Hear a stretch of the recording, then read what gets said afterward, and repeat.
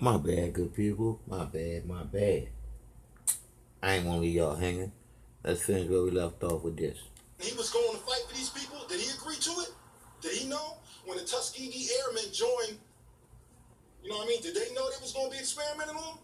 But at the same time, they was also fighting for people who are oppressing us. So when Tuskegee Airmen come down with diseases, should I feel sorry for them? See what I'm saying? Buffalo soldiers. You know what Buffalo soldiers before? They waged war on the buffalo. Why? Because they decided it was more to kill the buffalo, which was the Native Americans' commissary.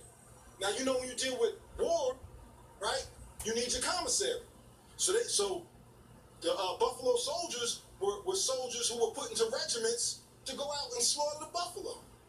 Do I hold them accountable? Do I call them sellouts? Do I call them all the things that we call Moors?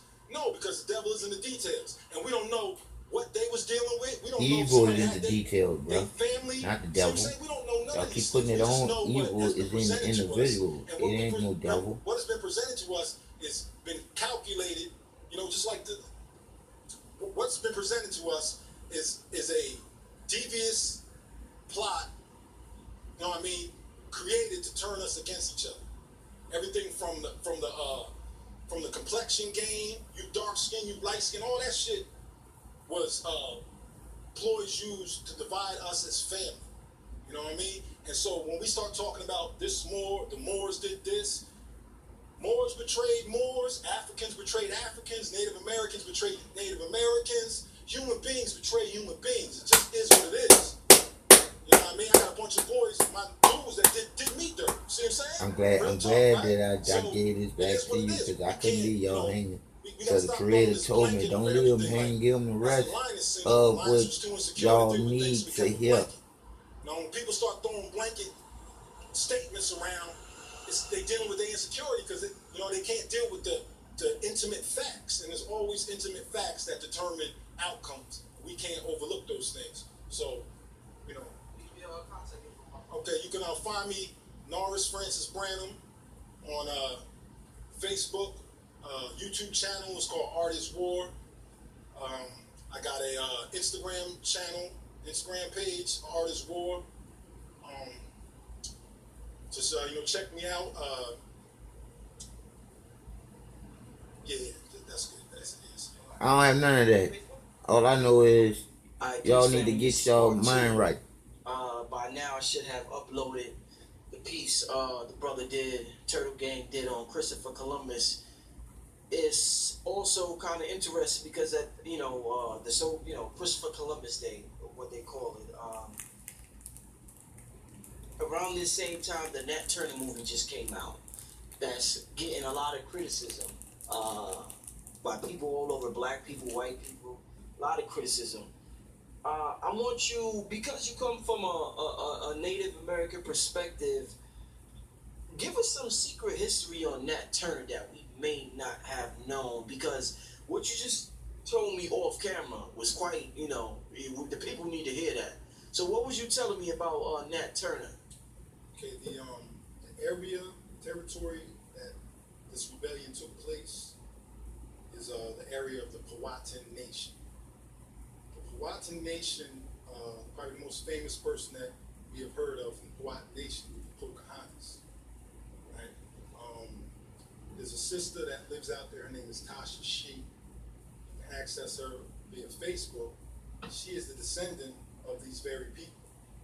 Her family was actually free people of color, which is the term they use for indigenous Americans prior to us being classified as black, colored, and all these things. So her people were living on the reservation nearest to where the rebellion happened, right? So, which is in Southampton, Virginia. Now, what a lot of people don't know that is, since 1712, there had been Indian rebellions in the area, all over that territory. Now, this is over 100 years before Nat Turner's rebellion. Now, Nat Turner was a preacher, and because he was a preacher, he was allowed to travel. So he was able to travel to counties outside of the particular county that he lived in. These counties that were adjacent to his were where all the Indian rebellions had been taking place. So him traveling, he was able to witness and have knowledge of what was going on. Now there's Virginia has instituted, it's called a Civil Rights and Education Heritage Trail, right? So the Commonwealth started a self-guided driving tour through Southside Virginia just this past year as part of the 15th anniversary of the 1954 Supreme Court desegregation decision. All right, so some of the places they go to are like old, what we call African American or black cemeteries.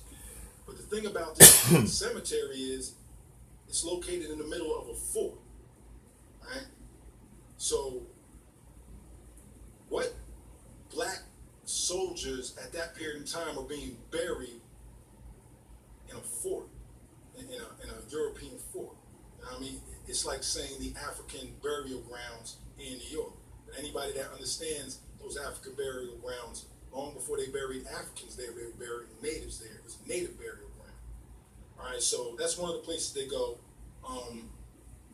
Another is obviously they go through the whole territory where the Nat Turner Rebellion took place.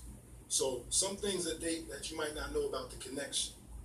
It says Nat Turner, though a slave, was a literate preacher, based on the testimony of Mr. Travis, who was his master. He allowed Nat Turner to travel to neighboring counties. Once in Brunswick County, Nat Turner would have been aware of the black cemetery at Fort Christiana. Nat Turner would have been aware of how the Indians had frightened the slave masters about a century before. So William Stratton, the famous writer who left the impression of this well-known 1966 430-page book, The Confessions of Nat Turner, right? He claimed that Nat Turner was unbalanced, like he had as you could say, he was retarded. But this man could read and preach. He wasn't retarded. He was like me. He was special, So they put me in special education. But I didn't need to be in special education. But now, where I'm at now, what I know now, yes, special education was the best place for me because I didn't get the bullshit that everybody else got, that I wish that I did learn how to read. Now, I want to learn how to read, but I'm happy that I didn't. Woo! I'm happy that I didn't learn how to read when I was younger because I've been everywhere with y'all too. I'm just saying. But anyway, it is what it is, people. The truth is the truth. And Nat was he said he could read, but he said he was dumb too. I don't think he was that dumb. He realized, hey, enough is enough. She was an organizer and led rebellions. He also remained hidden in the area for 6 weeks. None of this is the activity of someone mentally imbalanced. Nat Turner may have deliberately sacrificed his life to show that civil rights had a future in the United States. The point is that the people themselves, blacks and Indians, have not passed down all the bitterness and taste for revenge because they see the hopes that the United States of America allows to all people. This is what the guy who wrote the book that we know the story of Nat Turner about. This is from his book. But another thing we have to understand is that the reason why Nat Turner's rebellion is so famous is because of the utter brutality that they inflicted upon the slave masters. Now, this is from another book titled Remembering the Honor of Nat Turner's Rebellion. Now, this is from their description, the settlers' descriptions of what took place. They were horrified by what they found, with the bodies hacked up and left to lie as they fell, and vultures already picking at the remains. In their minds, only Indians killed women, children, and infants, and seeing that savagery drove them to slaughter. Now, the point I'm trying to make is that they compared the scene of the Nat Turner Rebellion, they compared the scenes directly to the rebellions that they had been dealing with for the past 100 years, right? Nat Turner was not only, when they say they found him in a cave, but it was more like a pit. That cave or pit was on an Indian reservation. Nat Turner's family was forced to hide on a reservation. The Indians that hid Nat Turner were the Nottoway Indians. You can look it up. The Nottoway Indians. They hid Nat Turner, and more importantly, they hid his family. Now I ask you, if Indians are what they tell us in terms of the Western tribes with the straight hair and the alkaline features, if those are Indians, Damn. how could Nat Turner have hid amongst them? How They could Nat wiped Turner's all Nat family Turner have hid family amongst out. them and lived amongst them if those people look like what they tell you that Indians look like? So, you know, I haven't seen the movie, but the information I got from this young lady who saw the movie, and personally she said she wasn't impressed with it. She felt like a lot of information was left out. And this is coming from somebody who Fox took it out. was there during the rebellion. You know what I mean? So they have stories they've handed down. That's why But Fox bought the the movie. important thing Fox is to took know out that some of the stuff. all these things that took place in what we call African American history, right? Whether it be the Underground Railroad, Nat Turner's Rebellion, there was an element of Native American assistance and inclusion in this. They don't teach us this because they want to separate us from From both yeah. sides of our family. Yeah. Most of us are of African descent as well as Native American. Right. We brown people. The difference is the African descent gives us no inheritance on this side of the Atlantic. So they want us to identify solely with the African perspective of us. But we inherit both. Why you think We that are boy descendants on of Grand both Theft nations, Auto both always saying people on that's both a sides Apache of the in me. It's the Apache in my river, blood. so it's just a Come few on, man. Did the important Europeans things that created just look Grand Theft beyond Auto? what they tell us Europeans or something. created Search Call from of a Duty. different Europeans perspective. created Not every being violent victim game that you perspective, can but not possibly being think of a perspective that you of can being play that's slaves. violent to When you start you looking at it from another mentally. perspective, and that would be the Native American perspective, you're going to find a lot of information that has been withheld from you. And this information will unify our people. Primarily, you know, with the knowledge of our true identities. We in search for identities. All of us have identities. Your identity would be your tribal identity. Long before you had a family name, you had a tribal identity.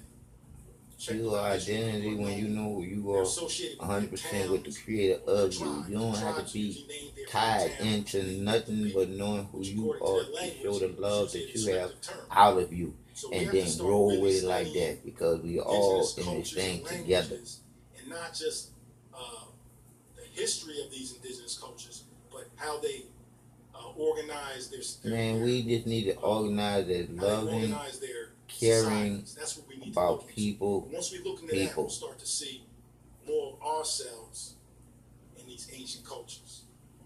But we definitely gotta get rid of the ancient cultures. What earlier we was talking, you was telling me how the black natives over here, more black natives over here got shipped to Europe than Africans got shipped here. Yeah. In the initial slave trade, it was Native Americans being brought to Europe. Now, give me a timeline for this. This would be immediately after Columbus arriving. Okay. Late 1490s, early 1500s. Right. Almost 100 years before the African slave trade. This was after Columbus got permission to come here.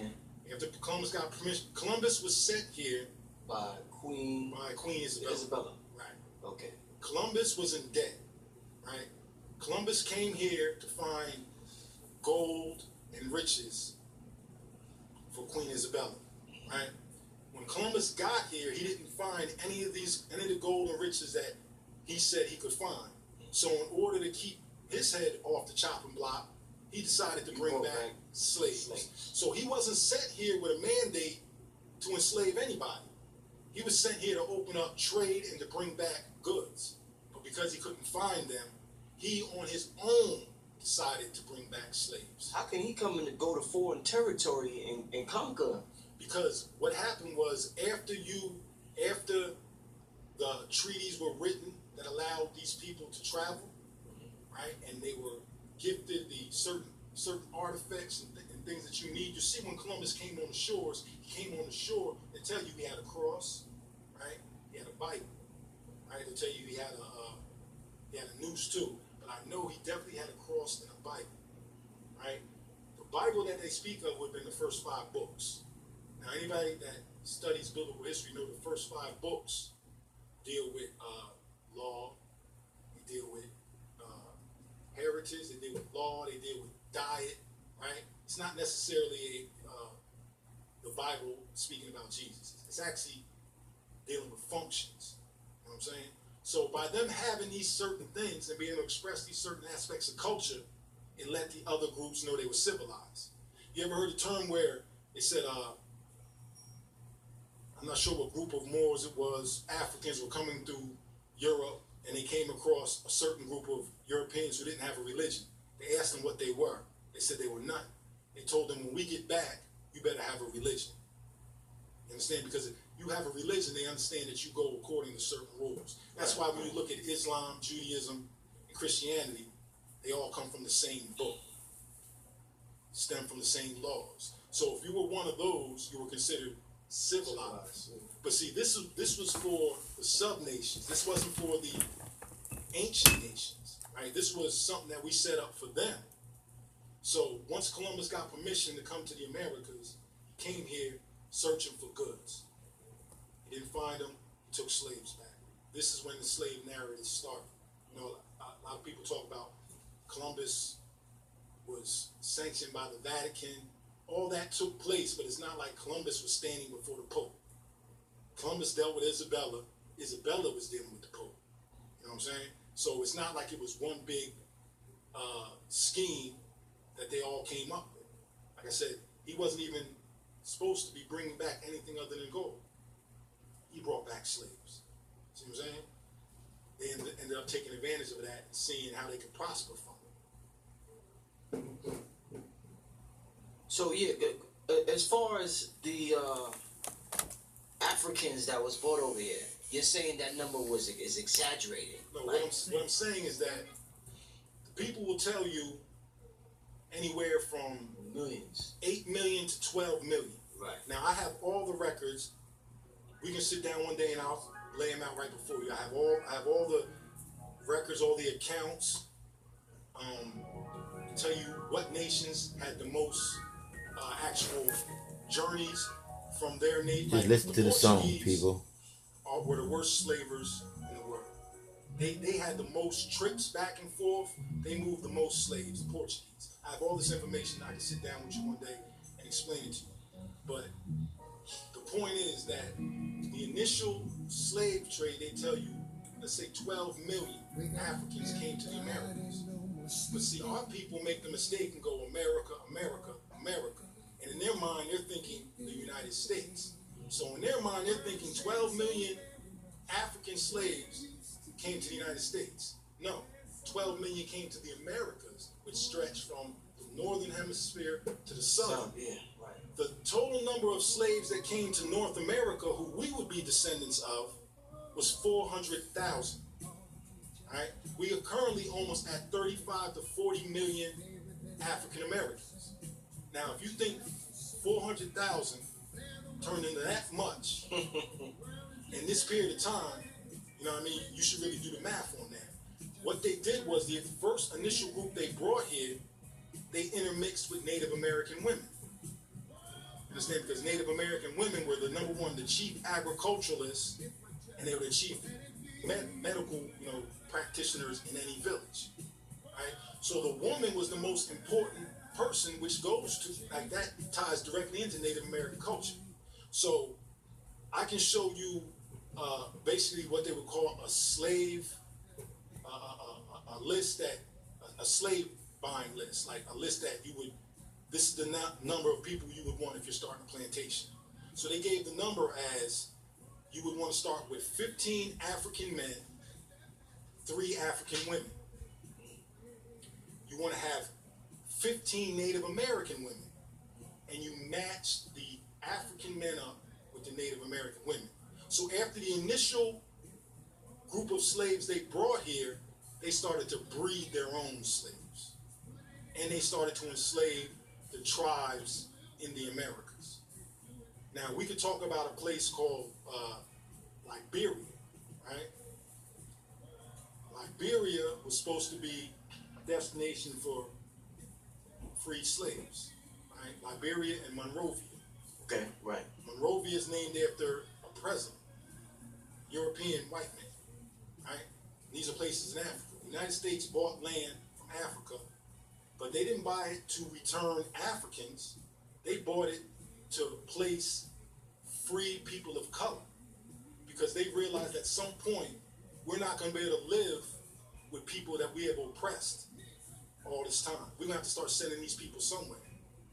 And based on their logic, based on appearance, we would better off be suited mixing in or living amongst Africans, just based on our appearance and things of that nature. So this is why Liberia was even created. This is why Monrovia was even created. It was to send free people of color. It did not say to return Africans. You know what I mean? So people tell you, oh no, Liberia was for honesty. When you look at the actual documents that the government drew up, it was for free people of color, because they was not freeing no slaves. Based on the narrative, there was no way for a slave to be freed unless his slave master felt it in his heart, right? We can look at the Dred Scott case. We can look at all these different laws that were passed. A black person, even after being freed from slavery, based on the laws, the black codes, couldn't even testify against a white person in court, right? So prior to that, what would make somebody free a slave? See what I'm saying? Based on the narrative they give. Now I can speak to why slaves were free. I mean, I can speak to what a manumission is. You know what I mean? And a manumission would have been the only legal way for a so-called slave to be free. But if you manumit it, what that means is that you never really was a slave. You just entered into a contract that usually lasted 7 years, which is where we get the whole 7 years bad luck stuff from, all that stuff.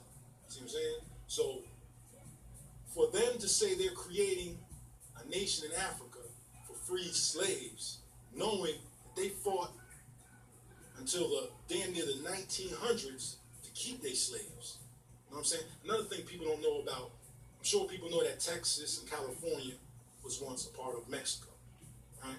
But what they don't know is that the same tunnels, the same smuggling operations that Mexico uses to get drugs into the Americas, those tunnels, those caves, those routes were originally used smuggling slaves out of Texas into Mexico.